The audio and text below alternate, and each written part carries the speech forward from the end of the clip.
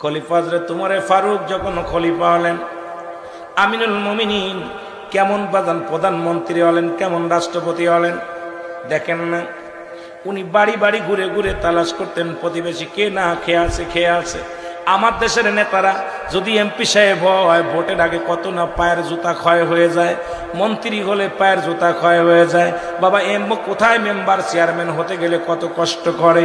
কিন্তু আমিনুল মুমিনিন যখন খলিফা হলেন, উনি রাতের অন্ধকারে আধারে এলাকাটা ঘুরা ঘুরা দেখতেন, মহল্লা ঘুরে ঘুরে দেখতেন কে অভাবে আছে, কে না খেয়ে আছে, কে না ঘুমায় আছেন, কে অনাহারে আছে, এগুলো ঘুরে ঘুরে দেখতেন। জোরে জোরে চিল্লায় বলেন মারহাবা। একদিন রাত্রে হযরত উমর ফারুক দেখতে পাইলেন মহল্লার মধ্যে একটা ঘরের মধ্যে টিপ টিপ করে বাতি জ্বলে, টিপ টিপ করে বাতি জ্বলে। হযরত উমর ফারুক গুটি গুটি পায়ে